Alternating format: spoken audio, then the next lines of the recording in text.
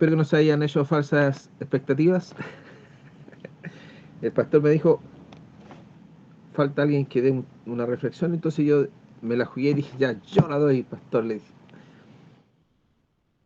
Pero en realidad es como eso, no sé si les tocó hacer esas manualidades con cola fría que uno hacía a última hora. Me pasó a mí alguna vez, pasé un trabajo de manualidad en el colegio y con cola fría y llegaba así a presentarlo y estaba todo así como medio, todavía sin secarse, así como medio fluido.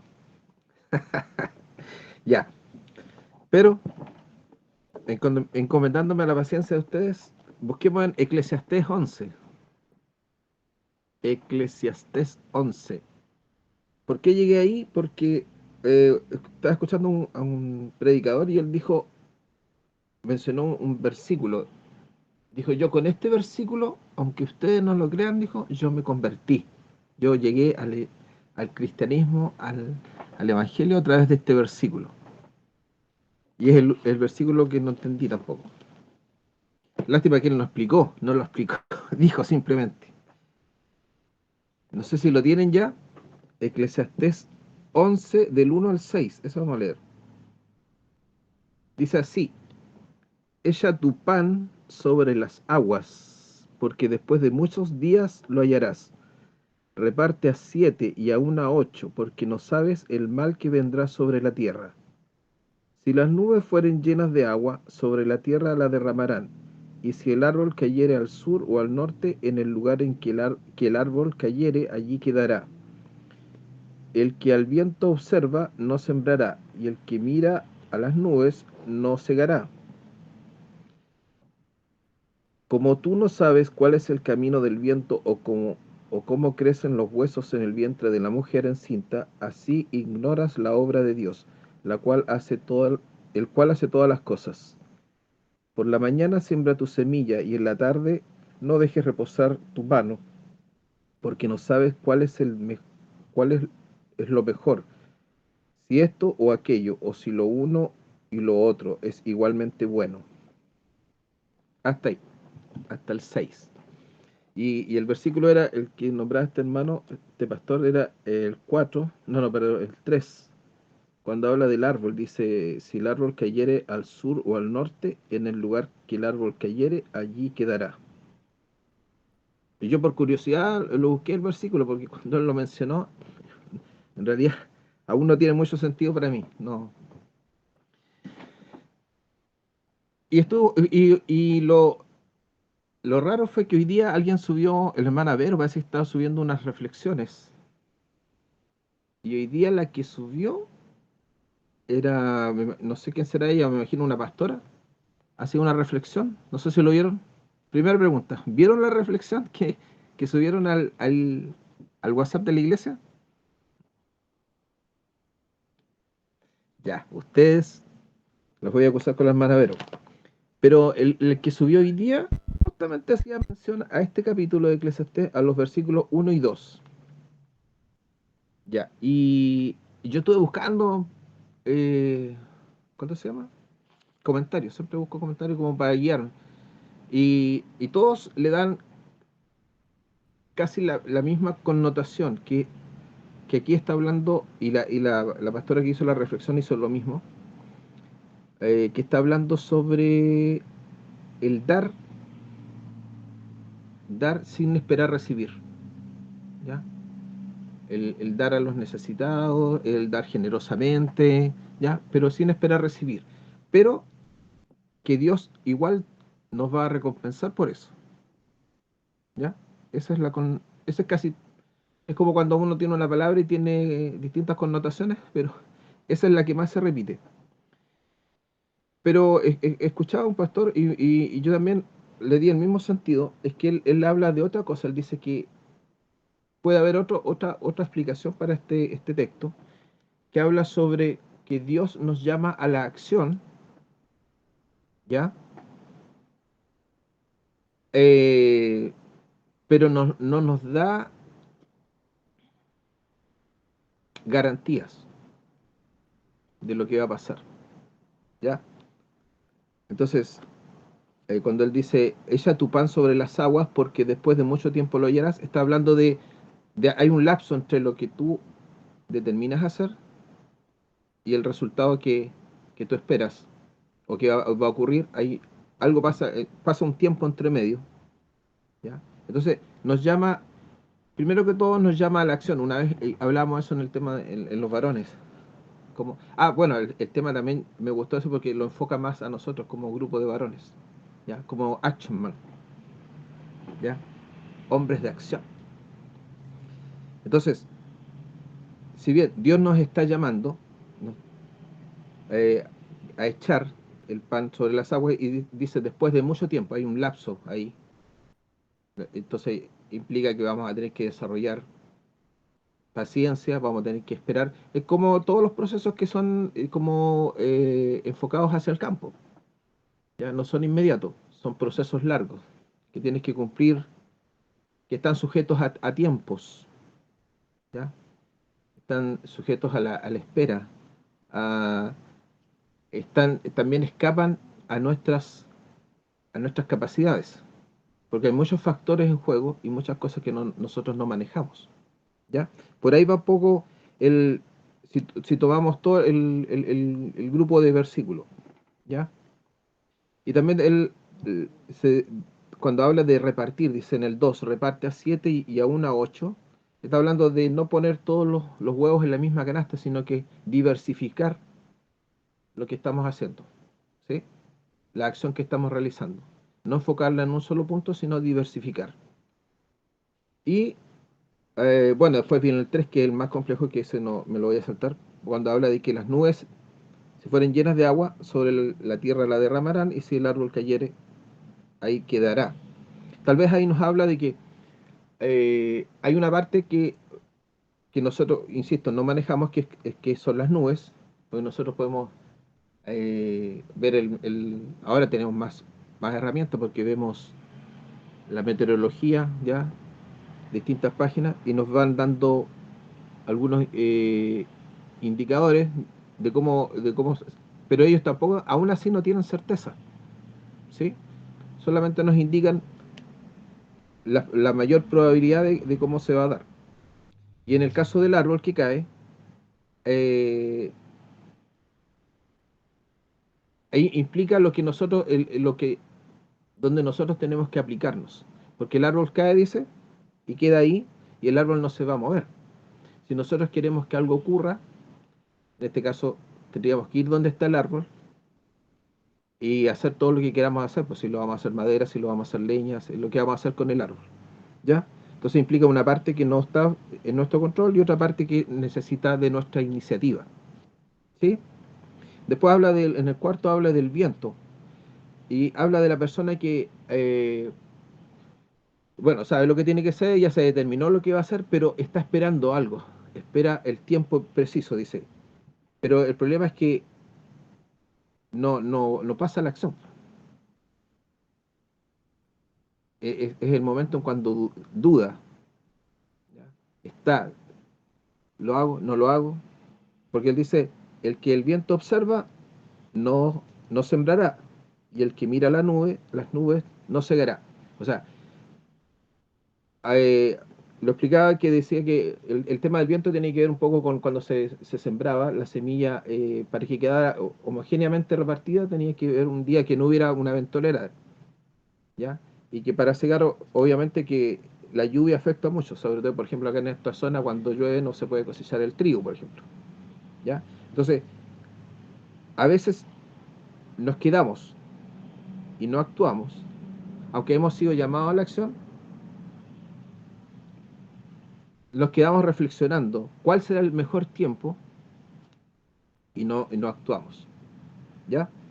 Y después, en el quinto decía, como tú no sabes, bueno, algo que se repite de acá, que lo dice en el versículo 2 y lo repite aquí en el versículo 5, es que dice, tú no sabes, en el 2 decía, porque tú no sabes el tiempo, el mal que vendrá sobre la tierra, ¿ya?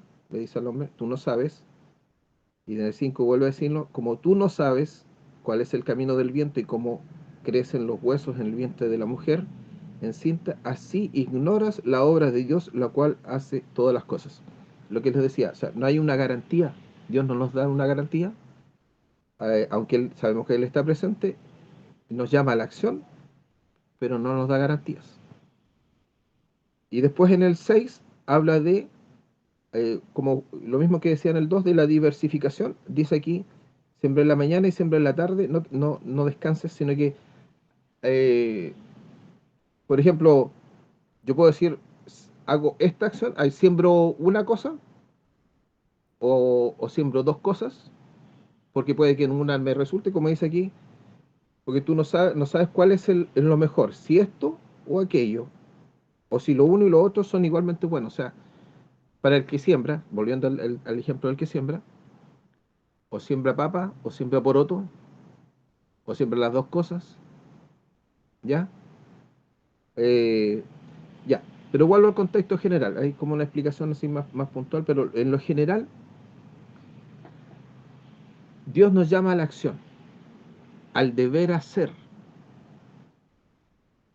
¿ya? Desde Adán, cuando Adán lo pone en el huerto del Edén, le da un trabajo, ¿ya? Porque el trabajo no es parte del castigo. Él le da un trabajo de administrar todo el huerto, los animales, darle nombre y cultivar y cosechar todo lo que había. Ahora, todo se daba de forma natural, sin esfuerzo, ¿sí? Ya, pero somos llamados a la acción, al deber hacer, digo yo. Pero entre eso y el resultado que nosotros esperamos, les decía, hay un espacio donde hay muchos factores que están fuera de nuestro control. Y eso lo podemos aplicar a cualquier ámbito de nuestra vida, desde cuando los que deciden estudiar una carrera, por ejemplo, ¿ya? No he mencionado que este libro, este libro habla sobre la sabiduría. Como lo escribió Salomón, Salomón a esta altura de su vida, él venía ya de vuelta, como decimos nosotros. Ya había vivido toda su vida, había aprendido con la sabiduría que Dios le había dado y había aprendido, yo creo que mayormente de los muchos errores que él se dio cuenta que había cometido, ¿ya? Entonces él ahora está explicándonos a todos nosotros, oye, yo ya fui por ese camino, no vayas por ahí, ¿ya? Y él, no, él está diciendo que tenemos que aplicar la sabiduría que Dios nos da, ¿sí? Lo explico así, me lo explicaba yo así. Por ejemplo, si alguien quisiera hacer un viaje de Santiago a Puerto Montt, no sé, una persona con un vehículo, con un camión, y va a llevar una carga, ¿ya? Pero él tiene que aplicar su mente, no sé, una estrategia, como en toda cosa que nosotros hacemos. O sea, y anticiparse muchas cosas que van a pasar. O sea, cuánto combustible voy a usar, qué voy a encontrar, qué tipo de caminos voy a usar, ¿ya? Por dónde voy a transitar, los peajes, dónde voy a comer, dónde voy a dormir, todo eso que yo puedo planificar y tratando de anticipar lo que pueda pasar, pero yo no puedo controlar lo que va a pasar, ¿sí? Entonces yo puedo decir, como el que está mirando el viento, si había viento o si había lluvia, puedo paralizarme y decir, no sé si vale el riesgo, ¿sí? Lo que decía, como cuando uno estudia una carrera, lo mismo, o sea, eh, primero barajo todas las posibilidades, pero una vez que ya me decido, tengo que jugármela por esa. Pero yo no sé si al final de mi carrera voy a tener trabajo, si me va a gustar la carrera, si va a haber campo laboral, o sea, todas esas cosas. Es como lo que podemos leer de todo este texto, ¿ya? Pero como que la enseñanza principal sería que nosotros buscamos una cierta seguridad y que, insisto, que Dios no nos da la garantía de eso, pero lo que podríamos decidir es no hacerlo. Y la pregunta es, ¿qué es más riesgoso? ¿Quedarnos en nuestra zona de confort o, o hacer lo que tenemos que hacer? A lo cual hemos sentido el llamado de hacer. En realidad los dos son un riesgo, porque yo digo, me quedo aquí en mi zona de confort y no arriesgo nada. Entonces, ahí podemos sacar el ejemplo del hombre que repartió los talentos, repartió a uno 5 y ese lo multiplicó, hizo 5 más, a otro repartió 2 y lo multiplicó en 2 más, y el último, como decía yo, no quiso salir de su zona de confort y dijo, no, es que tengo uno, no me arriesgo, porque lo puedo perder, y ahí después él argumenta contra el Señor que era, a ver si por aquí lo tenía. Aquí está. Cuando después viene el Señor y lo reprende, él dice que tuve miedo y fui y escondí tu talento a la tierra, aquí está lo que es tuyo. Eh, pero ¿por qué lo hizo? No, no,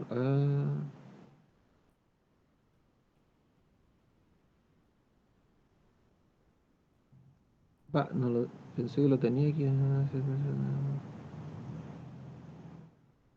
Le dice, Señor, te conocía que eres hombre duro, que ciegas donde no sembraste y recoges donde no esparciste, por lo cual tuve miedo y fui y escondí tu talento.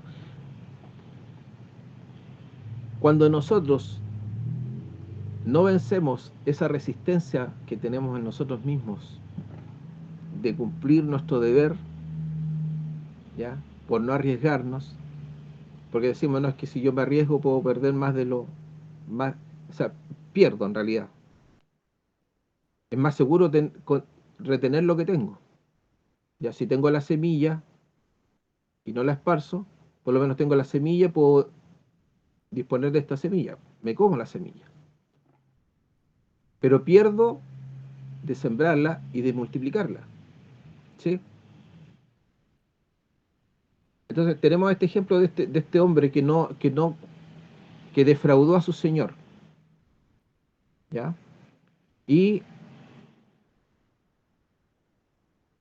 un versículo que también nos aclara un poco cuando dice en Mateo 16:25, dice, porque todo el que quiera salvar su vida, la perderá, y todo el que pierda su vida por causa de mí, la hallará.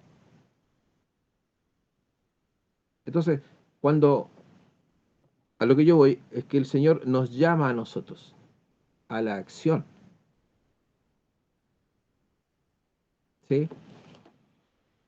O sea, el cristianismo es un andar, es un transitar, es un progreso, es un ir, no es un estacionarnos. Tenemos el ejemplo de los antiguos, cuando ellos peregrinaban por el desierto. O sea, esa es la figura que nos corresponde a nosotros como cristianos. Somos peregrinos y extranjeros, dice la Biblia. Pero nosotros, sobre todo cuando tenemos el ejemplo que siempre lo repetimos, en la iglesia, nosotros tenemos el confort dentro de la iglesia, dentro de ahí en las banquitas. Y no vamos y no cumplimos el deber, el llamado que hemos recibido. Y este mensaje es muy atingente a nosotros los varones, porque, bueno, ahora no se puede decir eso, hay hombres y mujeres, se empodera a la mujer igual, pero como estamos en reunión de varones, eh, nosotros muchas veces nos quedamos en nuestra zona de confort, lo hemos hecho por mucho tiempo y no vamos más allá. Ya, y eso implica muchas cosas, eso implica, por ejemplo, mi perfeccionamiento. Ya, yo celebro a los hermanos que están estudiando en el ETED, a mí me cuesta mucho, y yo soy el peor ejemplo para eso, proponerme hacer algo y terminarlo. Pero celebro, por ejemplo, a los hermanos yo sé que hay varios hermanos de la iglesia que están, creo que el hermano César está en ese plan de perfeccionamiento. Porque este llamado que nosotros recibimos de Dios implica una obediencia, diligencia, compromiso, ¿ya? Implica, por eso que habla del perder nuestra vida, porque nosotros salimos de nuestra zona de confort, insisto, y vamos más allá. Y entonces exponemos nuestro dinero, nuestro tiempo, nuestros dones, y nos proyectamos esperando que Dios haga algo en nosotros. ¿Qué es lo que Dios va a hacer? No lo sabemos. ¿Tenemos garantías? Insisto, no hay garantías, pero Dios lo hará de alguna forma. Daban el ejemplo igual de cuando Pablo, él determina ir creo que estaba en Éfeso, a Jerusalén con una ofrenda para los hermanos que estaban en necesidad. Entonces aparece un profeta que se llama el profeta Agabo y le dice, esto es lo que me dice el Espíritu Santo, y toma el cinto de Pablo y se ata las manos y los pies y dice, esto dice el Espíritu Santo, que el dueño de este cinto en Jerusalén va a ser tomado prisionero. Entonces, todos los hermanos de la iglesia le empiezan a decir, no vayas. El Espíritu te está advirtiendo que no vayas, por favor. Es casi como cuando Pedro le dice a Jesús, ten compasión de ti mismo y no vayas a Jerusalén porque te van a crucificar. Y Pablo dice, paren de llorar porque me afecta en mí, incluso a mi ánimo, pero yo estoy no solo dispuesto, dice, a ser atado, sino también a morir. Entonces, lo que aprendemos de ahí es que el cómo Dios va a hacer las cosas en nuestra vida, solo Él las sabe, como dice en el versículo 5, dice que nosotros no sabemos y ignoramos la obra de Dios, el cual hace todas las cosas. Y Dios lo va a hacer a pesar de que tengamos que sufrir, a pesar de que tengamos que perder, como hablábamos el otro día en la iglesia, en la clase, de que muchas veces nos va a implicar perder todo. ¿Ya? Muchas veces es el todo, porque es el todo o nada para Dios.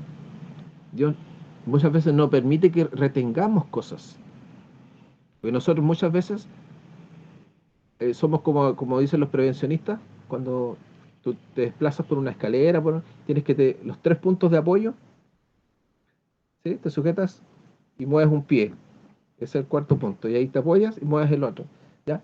Nosotros no nos desplazamos si no tenemos nuestros 3 puntos de apoyo, pero muchas veces Dios nos quita eso, y eso puede ser nuestra salud, nuestro trabajo, nuestra familia, y a Pablo le están advirtiendo, hoy vas a perder tu libertad, pero aún así, Pablo sabía que Dios lo estaba llamando. Y hay otro punto, otro pasaje paralelo que quiero unir a esto. Está en Romanos 12, lo leo, del 6 al 8. Dice así, hablando de los dones, dice, de manera que teniendo diferentes dones, según la gracia que nos es dada, si el de profecía, úsese conforme a la medida de la fe, si el de servicio, en servir, el que enseña en la enseñanza, el que exhorta en la exhortación, el que reparte con liberalidad, el que preside con solicitud, el que hace misericordia con alegría. Dios nos llama, somos hombres de acción. El cómo Dios lo va a realizar en nosotros no lo sabemos, pero nosotros tenemos que disponernos a hacer. Muchas veces recibimos el llamado, estamos y sabemos que hay una necesidad en la iglesia, y como que sentimos el impulso tal vez de repente, o nos comprometemos, o hay algo y nosotros lo retenemos dentro, no sé si sería muy drástico decir que apagamos el espíritu, como reclama alguien por ahí, pero Dios nos llama a hacerlo y con excelencia, con diligencia, con excelencia, con compromiso, a riesgo de todo. Y luego va a venir la recompensa, como decía aquí cuando decía, echa tu pan sobre las aguas y después de muchos días, ¿cómo se llama? Después de muchos días lo hallarás, ¿ya? se supone que va a haber el tiempo de la cosecha, el tiempo de la siega, pero no antes de que pasemos por una siembra y una espera. Eh, no sé qué más podría decir, agregar a esto. eh, de- no di la oportunidad para que me interrumpiera, porque la idea es que sea un poco más fluido el tema, no tan así dirigido. No estaba terminado el tema, de todos modos, o sea, yo todavía estaba dándole vuelta, vuelta, vuelta, estaba viendo un poco el Eclesiastés. Eh, ¿Qué más agregar?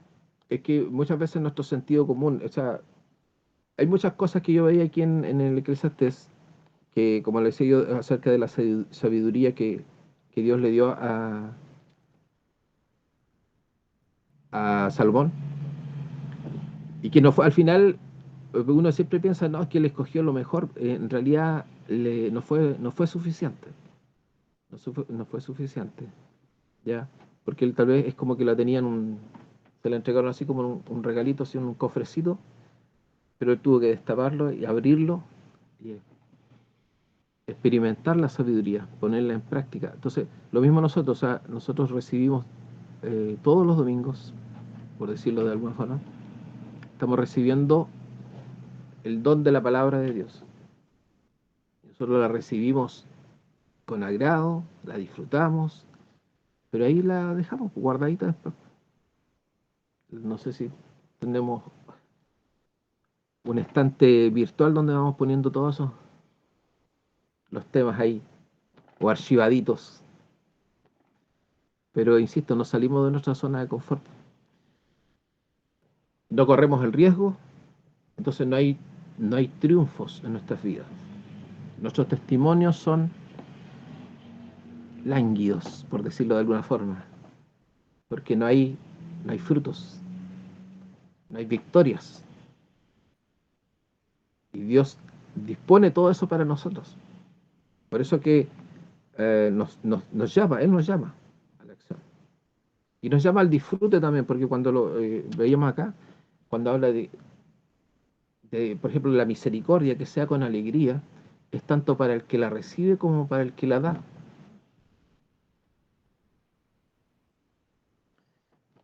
Eso nomás, mis hermanos, ¿sí? Una pequeña reflexión. Ustedes ahí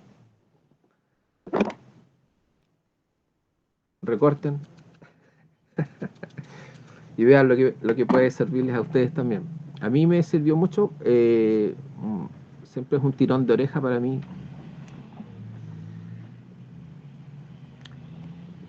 Y también está el tema del tiempo, que no lo tocamos, pero es un factor importante el tema del tiempo que Dios nos da, en cuanto a que tenemos que redimir nuestro tiempo, y que el tiempo es corto para, para los que esperamos que llegue Cristo pronto. Eso, mis hermanos, comentarios, quejas, reclamos, ahora es el momento.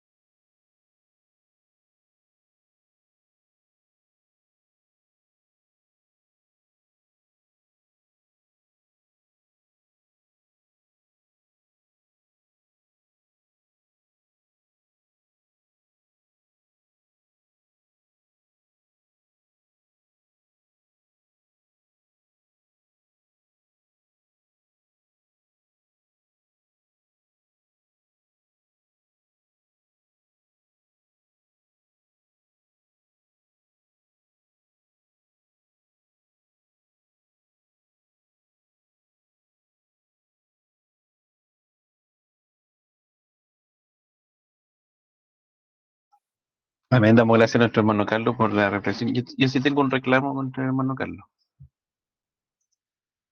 Eh, Le falta creerse un poco más el cuento del hermano Carlos, ¿cierto? Eh, Muy buena reflexión. Una, y se mete la pata a los caballos y sale bien, porque texto difícil, difícil, pero nos deja una gran enseñanza. Eh, lo humano nos pesa, y es riesgoso muchas veces seguir el plan de Dios, y es el confort que tenemos. Eh, pero la idea siempre va a ser que el camino de Dios a veces implica dejar lo humano, dejar ese confort para buscar lo más grande, que nuestro Dios, pero es difícil, es difícil. Luchamos a diario con nuestra carne, pero los planes de Dios son los maravillosos para nuestra vida. Hermanos, ha sido una larga jornada, muy productiva, creo yo, muy provechosa. Eh, y les voy a dejar un desafío. Un desafío que es redundante, pero un desafío para desafiarnos. ¿Cuál es el desafío? Que para la próxima reunión que tengamos de varones podamos traer cada uno desafíos para el grupo de varones. Porque, como bien decía la palabra hoy día, tenemos que dejar nuestro confort también. Entonces, desafiémonos como grupo de varones, que no sea solamente que nos juntemos el viernes por medio, sino que hagamos. De hecho, mañana se juntan las mujeres en Lanco y nosotros estamos aquí. Entonces, desafiémonos como grupo de varones a tener algo especial. Piensen, imaginen, eh, que no sea salir a trotarse, pero hagamos algo como grupo de varones. Así que queda el desafío, traer un desafío para el grupo de varones. Bueno, así que por eso, con esto nos estamos. ¿Qué les pareció la idea? ¿Bien? Ya, súper. Entonces con esto nos vamos a despedir, y le voy a pedir a nuestro hermano Héctor si puede orar para despedir la reunión del día de hoy. Amén. Señor, le damos gracias en esta hora. La hora avanza, Señor. Eh, es tarde, pero es una de las cosas, es uno de los mejores tiempos, o el mejor tiempo aprovechado, Señor, en su presencia, donde hemos podido conversar, Señor, conocernos un poco más, compartir nuestros testimonios, conocernos, Señor, y demostrar, Señor, de que usted es un Dios real, un Dios fuerte, un Dios maravilloso, que escoge a lo vil de este mundo, Señor, para avergonzar aún a aquellos que se sienten quizás sabios o todopoderosos. Y le damos las gracias, Señor, porque de lo vil de este mundo usted nos miró y usted nos escogió, Señor. Y nos ha hecho parte hoy día de su familia, Dios mío, y nos permite ser herederos de esta tremenda bendición, Señor, de la salvación, a través de la cual, Señor, podremos vivir ante su presencia el día de mañana, cuando usted venga por nosotros o cuando nosotros partamos a su presencia.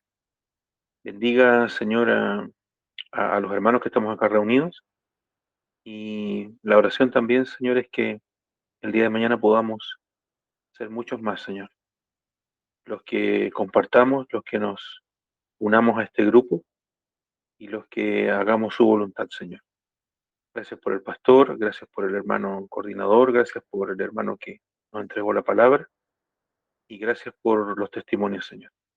Bendiga nuestras vidas y permítanos descansar para el día de mañana poder enfrentar el día con los afanes que vengan, Señor. Gracias, Padre amado, en el nombre de Jesús. Amén. Ah, Nos despedimos entonces.